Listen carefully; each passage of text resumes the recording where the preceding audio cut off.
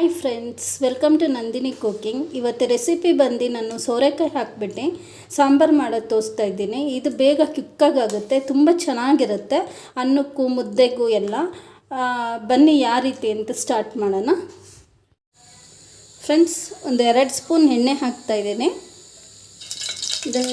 ಎರಡು ಈರುಳ್ಳಿ ಸಣ್ಣದಾಗಿ ಹಚ್ಚಿಟ್ಟಿರೋದು ಹಾಕ್ತಾಯಿದ್ದೀನಿ.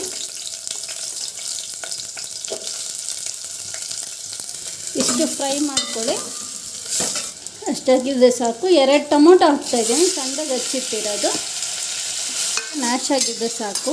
ಈಗ ಸೋರೆಕಾಯಿ ಸಣ್ಣದಾಗಿ ಹಚ್ಚಿಟ್ಟಿರೋದು ಹಾಕ್ತಾಯಿದ್ದೀನಿ, ತೊಳೆದ್ಬಿಟ್ಟು.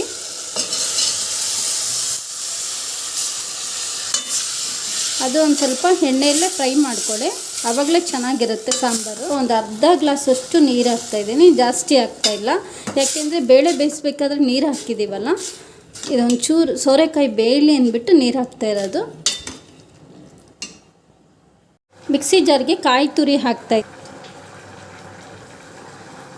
ಒಂದು ಈರುಳ್ಳಿ ಈ ಥರ ಪೀಸ್ ಮಾಡಿ ಹಾಕ್ತಾ ಇರೋದು. ಮನೇಲೇ ಮಾಡಿಟ್ಟಿರೋದು ಸಾಂಬಾರು ಪುಡಿ ಹಾಕ್ತಾಯಿದ್ದೀನಿ, 2 ಸ್ಪೂನಷ್ಟು.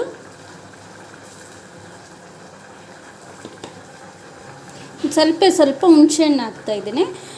ನೀರು ಹಾಕ್ಕೊಂಡು ಇದು ರುಬ್ಕೊಂಬರೋಣ. ಇಷ್ಟು ನೀರು ಸಾಕು. ನೋಡಿ ಫ್ರೆಂಡ್ಸ್, ಇಷ್ಟು ಬೆಂದಿದೆ. ಈಗ ರುಬ್ಬಿಟ್ಟಿರೋ ಮಿಶ್ರಣ ಹಾಕೋಣ.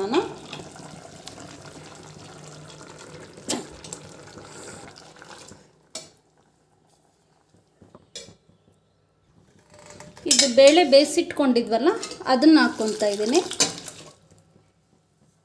ನಿಮಗೆ ತಿಕ್ನೆಸ್ ಯಾವ ರೀತಿ ಬೇಕೋ ಅಷ್ಟು ನೀರು ಹಾಕ್ಕೊಬೋದು. ಇದು ಕುದ್ದಂಗೆ ಗಟ್ಟಿ ಬರುತ್ತೆ. ಮುದ್ದೆಗೆ, ಅನ್ನಕ್ಕೆ ತುಂಬ ಚೆನ್ನಾಗಿರುತ್ತೆ ಸೋರೆಕಾಯಿ ಸಾಂಬಾರು. ರುಚಿಗೆ ತಕ್ಕಷ್ಟು ಉಪ್ಪು ಹಾಕ್ತಾಯಿದ್ದೀನಿ. ಅವ್ರಿಗೆ ಒಂದು ಒಗ್ಗರಣೆ ಕೊಡೋಣ. ಇದಕ್ಕೇನು ಜಾಸ್ತಿ ಎಣ್ಣೆ ಬೇಡ, ಏಕೆಂದರೆ ಫಸ್ಟೇ ಎಣ್ಣೆ ಹಾಕಿ ಈರುಳ್ಳಿ ಎಲ್ಲ ಫ್ರೈ ಮಾಡ್ಕೊಂಡಿದ್ವಲ್ಲ. ಒಂದು ಸ್ವಲ್ಪ ಎಣ್ಣೆ ಹಾಕೋಣ.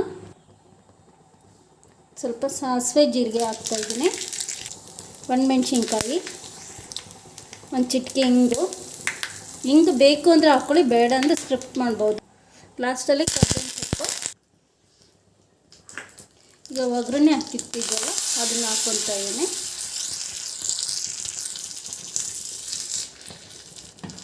ಇಷ್ಟು ಒಂದು ಕುದ್ದಿದ್ರೆ ಸಾಕು. ಈಗ ಲಾಸ್ಟಲ್ಲಿ ಕೊತ್ತಂಬರಿ ಸರ್ವ್ ಮಾಡೋಣ.